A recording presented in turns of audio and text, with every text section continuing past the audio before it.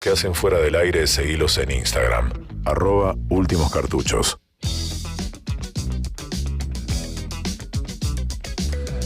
Estamos de nuevo en Últimos Cartuchos, son las 10:55, casi las 11 de la mañana.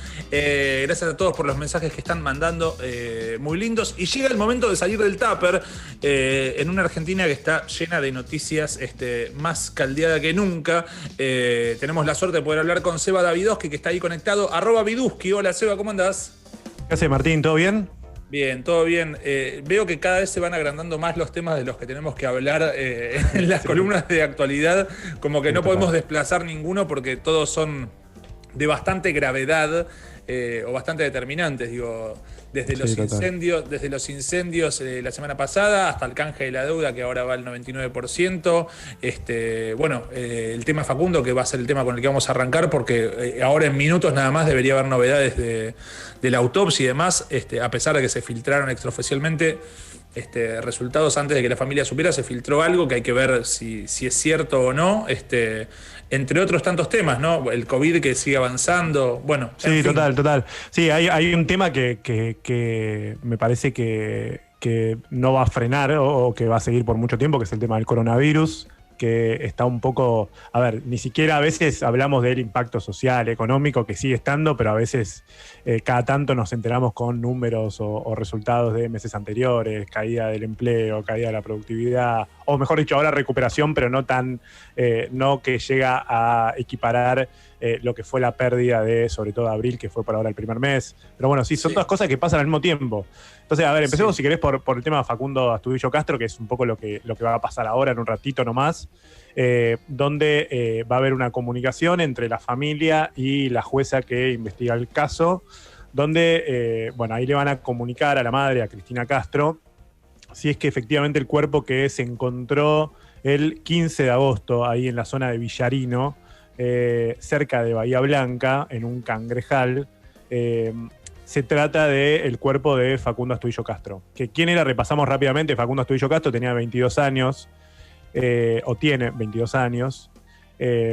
Desapareció el 30 de abril. No se supo más nada más que antes que desapareciera, fue frenado en 2 retenes policiales, uno en Mayor Buratovich, otro en Teniente Origone, que es como el camino de la ruta hacia Bahía Blanca. Él iba desde Pedro Lura hacia Bahía Blanca a visitar a su exnovia. Y ahí empiezan un poco, las dudas de qué es lo que pasó con Facundo Astudillo Castro, ¿no? Primero, las dudas de si efectivamente la policía lo largó después de esos retenes por incumplimiento de la cuarentena. Después aparecen en el destacamento de Teniente Origone algunos objetos, un objeto sobre todo que él llevaba consigo, que es un objeto que le había regalado su abuela, una especie de sandía de madera que llevaba él como amuleto. Después aparece este cuerpo en Villarino y a 30 metros del cuerpo la madre encuentra una zapatilla intacta, una zapatilla derecha del pie derecho de Facundo, dice la madre, que está intacta y que se sospecha que podría haber sido algo que fue plantado como un mensaje mafioso. Y después tenés otros datos que son los que se están investigando ahora, sobre todo de qué pasó, por ejemplo, con un móvil policial cuyo GPS marca que estuvo cerca de donde encontraron el cuerpo de Facundo Astudillo Castro.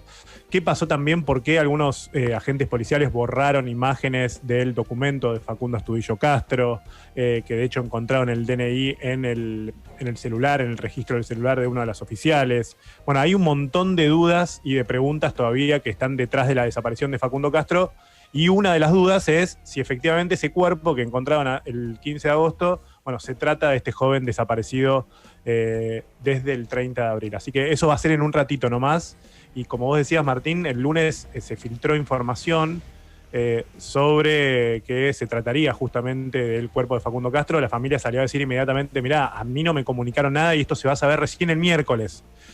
Así que ahí, yo te digo, el abanico de medios que salieron a decir la noticia es muy amplio, desde TN hasta la agencia Telam, la agencia estatal que salió a decir que se trataba del cuerpo de Facundo Astudillo Castro. La madre dijo, a mí no me comunicaron nada todavía y esto lo vamos a saber recién el miércoles, o sea, ahora y en un ratito. Es importante que menciones ese abanico porque hablamos del principal medio opositor, si querés, al gobierno, hasta la agencia oficial de noticias, como para tener en cuenta que esa filtración, si es que la fue tomada por medios muy dispares. Ahora, Sí, total. es terrible esto de que, digo, sos la madre de un hijo que está desaparecido, donde están implicadas las fuerzas estatales, ya de por sí con un montón de mentiras, digamos. Esto es una constante que se repite, que es una desaparición donde los principales sospechosos son de la policía y mienten las fuerzas de seguridad. Y te enteres por los medios, la verdad es un... Bueno, totalmente. Ahí es un hay que desastre. remarcar que en todos estos días en los que Facundo estuvo desaparecido, bueno, por ejemplo, removieron a la policía bonaerense de la investigación, a la justicia bonaerense de la investigación, están investigando fuerzas federales, por lo cual ahí también tenés, bueno, obviamente la sospecha de que aquellos que quizás estuvieron involucrados en la desaparición no sean los mismos que estén investigando. Y en el medio tenés estos cortocircuitos también en la comunicación, que no son los primeros, sino también ahí tenés un montón de... la madre de Facundo Astudillo Castro denuncia también que Sergio Berni, pese a que dice que no estuvo involucrado, sí estuvo en permanente comunicación con el fiscal.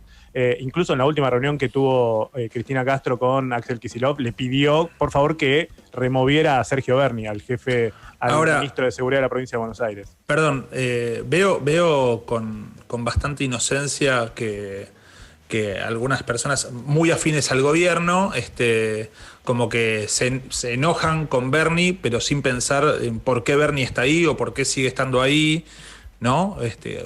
Total. Entiendo también que esto va de la mano con una preocupación muy grande por la inseguridad, entonces por ahí en medio de este contexto removerlo, sacarlo, pero digo, la verdad es que no es inocente que esté ahí, digo, fue nombrado, ejerce, pareciera como que la gente lo juzga como si tuviera una autonomía total y fuera de panelista o invitado a todos los programas. Estaba el día que se filtró la noticia, esta supuesta noticia que parece que se filtró, estaba en Mujeres en el 13, digamos. Bueno, a ver, hay algo con Sergio Berni que incluso estuve viendo en los últimos días, porque también, y te lo conecto con otros temas que son muy delicados de los últimos días también, que tienen que ver con las tomas de terrenos en la provincia de Buenos Aires, ¿no? No solamente pasó en Río Negro, donde hay otro tipo de disputa que tiene que ver con algo más histórico también con la comunidad mapuche, sino también en la provincia de Buenos Aires, donde está habiendo tomas de terrenos en la costa atlántica, tomas de terrenos en Guernica. Bueno, hay varias zonas donde está habiendo focos de tomas de terrenos, ¿no? Y ahí venía habiendo una advertencia de sectores sociales afines al gobierno, incluso como Juan Grabois, por ejemplo, que venía diciendo que hay algo de un reclamo que viene hace muchos años de, bueno, dar tierras también o dar vivienda digna, ¿no? Que es algo que incluso está dentro de la Constitución Nacional. Pero bueno, en medio de todo ese contexto empezó a haber más tomas y empiezan a haber también diferencias dentro del gobierno sobre cómo tratar estas tomas de tierras, ¿no? A ver, hay un sector, si querés más, tenés el sector Sabina Frederick, si querés, que es la ministra de Seguridad de la Nación, donde dice, bueno, esto tiene que ver con un déficit habitacional, tenemos que resolverlo, no es un tema de seguridad. Por otro lado tenés a Sergio Massa, presidente de la Cámara de Diputados, miembro del Frente de Todos, que dice, che, quitémosle los planes sociales a aquellos que tomen tierras, como una forma de amenazar para frenar esta toma de tierras. Sergio Berni dice, bueno, tienen que ir presos los que toman las tierras. La oposición, Juntos por el Cambio, quiere presentar un proyecto muy en línea con esta onda Sergio Berni o con la línea Sergio Massa, de decir, bueno, también quitémosle planes sociales a aquellos que están tomando tierras. Y te vuelvo a Berni dice, bueno, hay que meterlos presos. Entonces, bueno, ahí es como la línea dura, ¿no? Si querés, la línea dura, pero por otro lado, digamos, está en una causa que incomoda muchísimo al gobierno, obviamente, que es el tema de la desaparición de Facundo Astudillo Castro, porque una vez que se resuelva si es efectivamente la identidad de Facundo Astudillo Castro, que se va a resolver probablemente dentro de algunos minutos, veremos. Bueno, las preguntas que vienen después son las que yo te hacía al principio, ¿no? Resolver todas esas cuestiones. Una cosa es resolver la identidad y otra cosa es saber qué pasó, ¿no? Y ahí, bueno, vas a tener que entender o va a revelar la autopsia si es que, por ejemplo, hubo asfixia, si es que, por ejemplo, bueno, si hubo algún tipo de golpes o tiene algún tipo de bueno, tortura, bueno, todo eso se va a definir después. Y a partir de eso empezar a tirar de la soga para tratar de determinar qué fue lo que pasó con Facundo Astudillo Castro todos esos días que estuvo desaparecido. Perdón, aparte, digo, todas las dudas que se suman tienen que ver con una. Son lógicas en un contexto donde hubo muchas causas de asesinatos donde estuvo vinculada la policía en los últimos meses y en la historia argentina, digamos. Entonces, no son dudas como, uy, esto plantea, digo, es como uno se va acostumbrando a sospechar de un accionar criminal por parte de la policía porque hay antecedentes recientes. De hecho, pasa constantemente que cuando mencionamos alguno de estos temas, aparece uno de, che, y hablen de esta persona, y hablen de este otro, digo, y hemos repasado. Mencionabas el otro día lo de Arshak, ¿no? Arshak Karanian, que es ese oficial de la policía de la ciudad que está desaparecido desde hace 1 año y medio, que también se investiga bajo la carátula de desaparición forzada, que es cuando, digamos, fuerzas policiales se presume intervinieron en la desaparición de esa persona. Sí. Entonces, sí, es un tema realmente muy, muy delicado y que, bueno, incomoda y que en un rato vamos a saber, ¿no? Por lo menos vamos a dar una partecita de la verdad, ¿no? Mira, yo siempre digo que a mí hay algo que es impresionante que tiene la Argentina, que es el equipo de antropología forense, que es, digamos, son de los pocos que suelen alumbrarnos en medio de tanta oscuridad en muchos casos, ¿no? Ya sea para encontrar nietos, por ejemplo, desaparecidos y ver el match de los rasgos de ADN, o en este caso tratar de revelar la identidad de este cuerpo que encontraba en la zona de Villarino, ¿no? Bueno, una de las instituciones que más luz tiene en la Argentina es un equipo que se encarga de encontrar identidades o verificar identidades, ¿no? Y eso es el equipo de antropología forense, que es el que está haciendo justamente la autopsia de este cuerpo que apareció en la zona de Villarino. Bueno, hay que esperar entonces, hay que esperar, pero es sin duda totalmente lamentable que pasen estas cosas en democracia. ¿Qué más tenemos, Seba? Bueno, a ver, te quiero empezar, primero te voy a conectar 2 temas.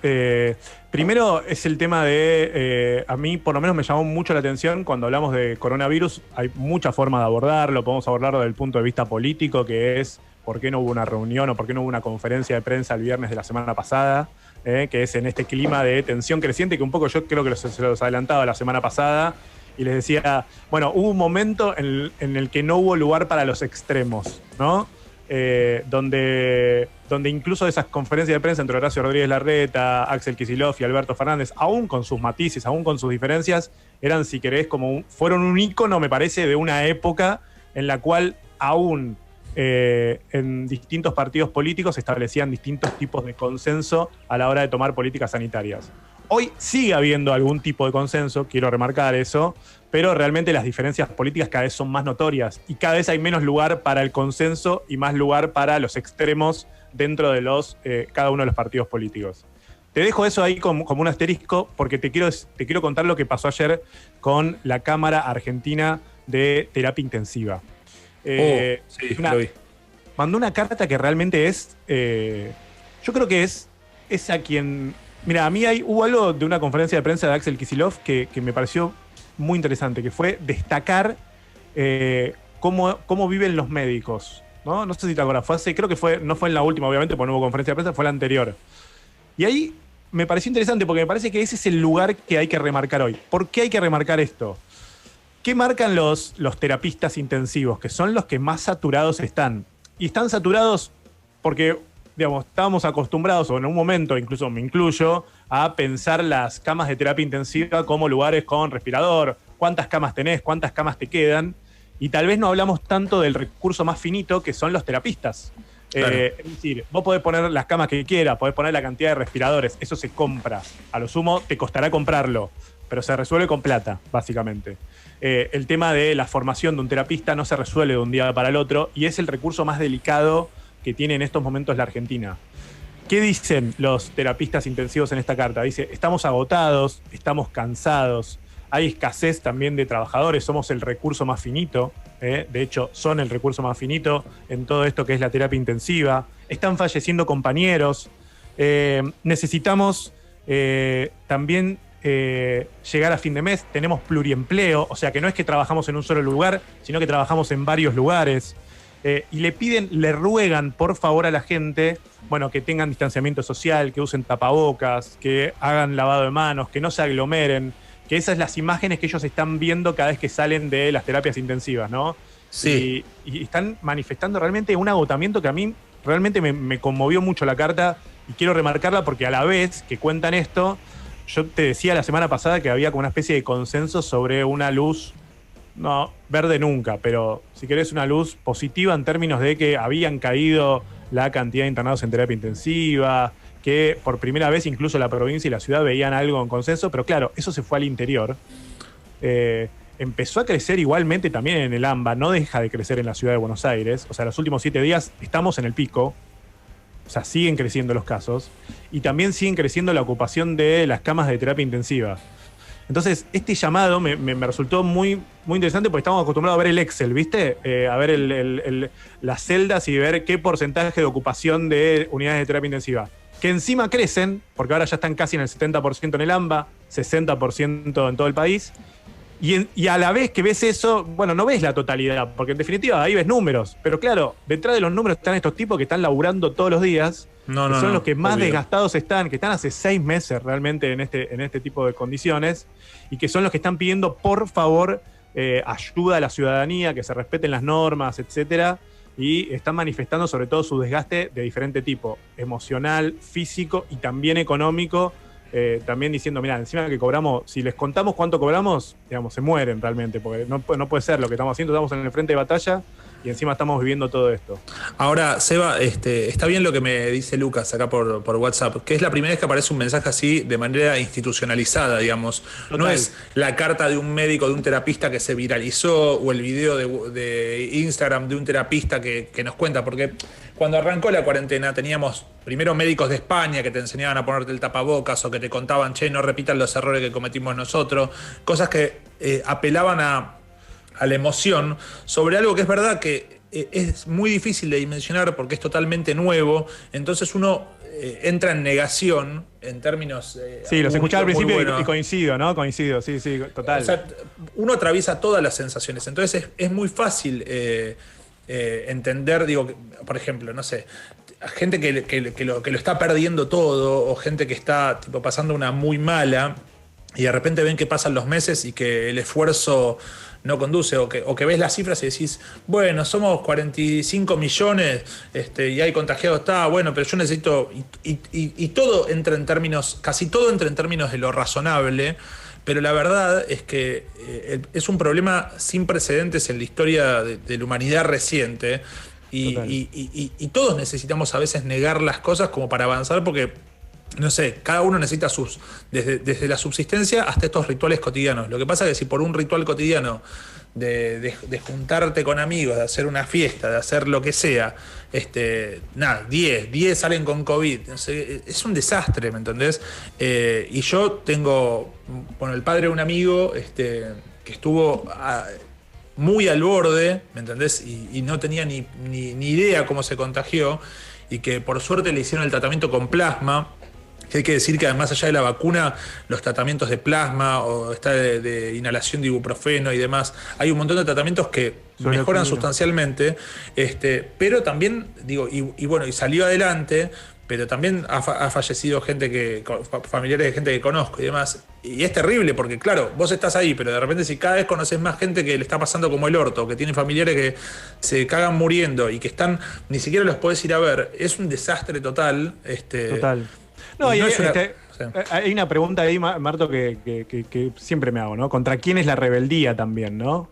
Porque en muchos casos yo creo que se plantea en términos políticos la rebeldía de, yo no voy a hacer lo que me diga el presidente, lo que me diga el jefe de gobierno, lo que me diga el gobernador, y no es contra ellos. O sea, y uno ve a veces imágenes de políticos que no se cuidan también, y dice, bueno, ¿ves? Si ellos no se cuidan, yo no me cuido. Pero no es contra...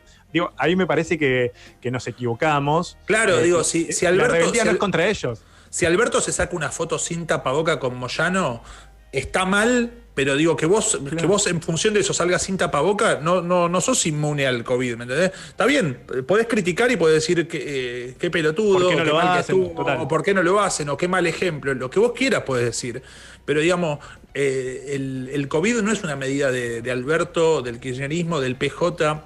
Y es más, no creo que ningún político tenga ganas de postularse a presidente, asumir y que venga una pandemia mundial que destruye todo, digamos. Entonces, digo, no importa la militancia política que tengas. Digo, de hecho, ya lo ves con un montón de periodistas anti cuarentena o de los que venían a decir abrir, qué sé yo, que lamentablemente viven en carne propia agarrarse COVID y dicen, che, es terrible esto, no sé cómo, pero le estoy pasando como el culo, me duele el cuerpo, y ni siquiera sabemos si esto tiene consecuencias posteriores, la gente que estuvo contagiada. Total, me parece que a mí, te digo, me conmovió mucho esta carta, porque cuando la leía decía, claro, es acá.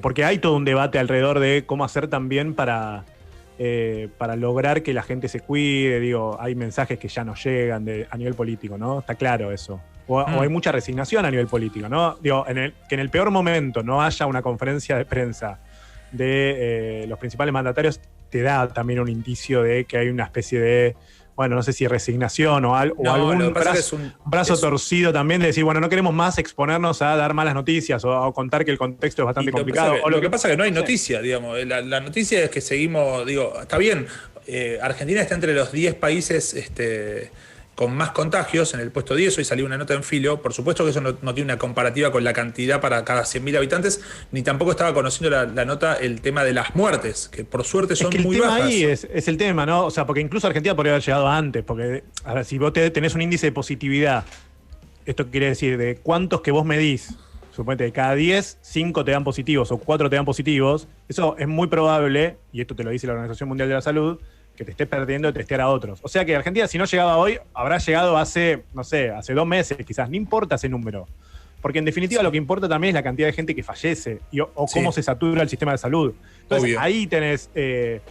y por eso digo, la verdad me parece, yo le prestaría mucha atención a esta carta de la Sociedad Argentina de Terapia Intensiva, donde manifiestan ese desgaste que tienen. O sea, dejemos de mirar también a los trabajadores de la salud como... un Excel o como tasa de ocupación o porcentaje de camas utilizadas o porcentaje de camas ocupadas. Veamos todo el laburo que hay ahí detrás, ¿no? Entonces me parece que, como decía Lucas, que está bien, es la primera carta institucional manifestando estamos agotados, estamos cansados, no cobramos un mango, tenemos pluriempleo y en todo este contexto le estamos pidiendo a la gente que por favor se cuide. O sea, la única rebeldía, me parece que es un poco el mensaje, es contra el coronavirus. No es contra ningún gobierno, no es contra ninguna política, es contra la pandemia. Sí, no. O sea, no hay mucha vuelta que darle. Y lamentablemente, digamos... tampoco es un mensaje para dar de manera canchera, ¿viste? Porque también veo muchos que vigilantean a los que sí salen o a los que hacen alguna cosa desde un lugar canchero, sin entender que, bueno, que hay gente que necesita subsistir desde lo económico y también hay gente que la está pasando muy mal emocionalmente también. Total. A nivel psíquico, no es una boludez, no se puede subestimar la angustia del otro.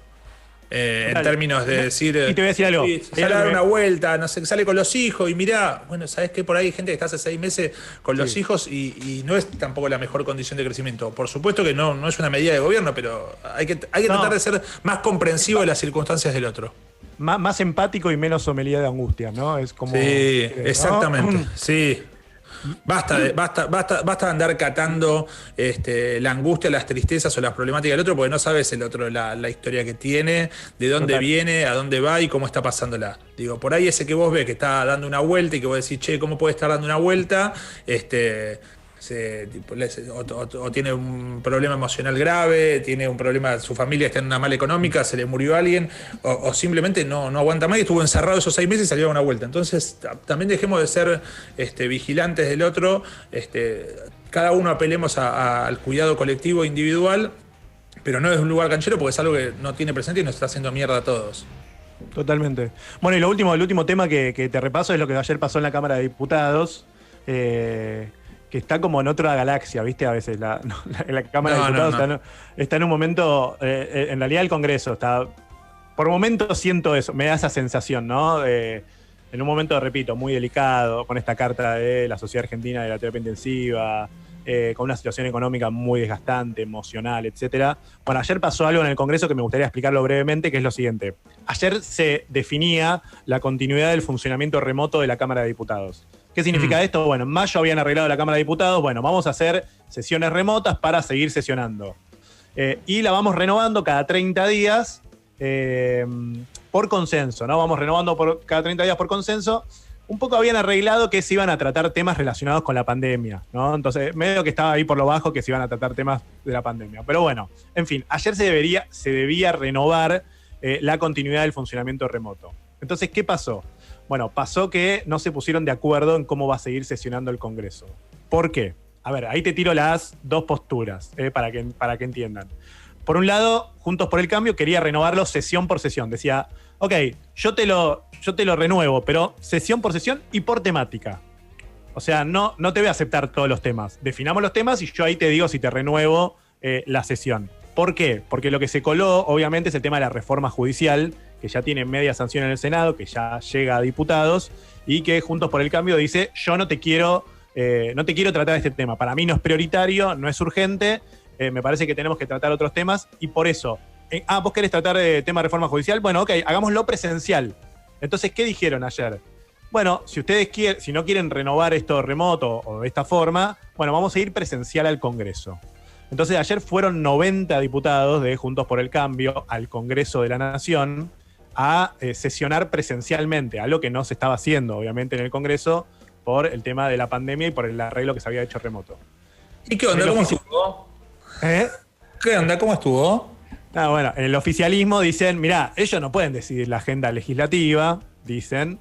Entonces dicen, y aparte no están dadas las condiciones para sesionar de forma presencial, obviamente por el tema de la pandemia. Y después dicen, bueno, aparte, si en realidad nosotros dijimos que se podía renovar por consenso, y por consenso significa que la mayoría puede definir si seguimos sesionando remotamente. Entonces, renovémoslo.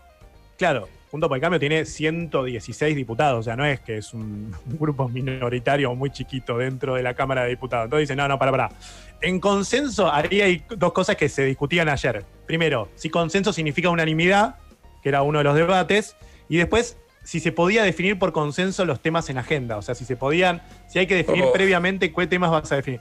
8 horas hubo de debate en diputados sobre cómo sesionar.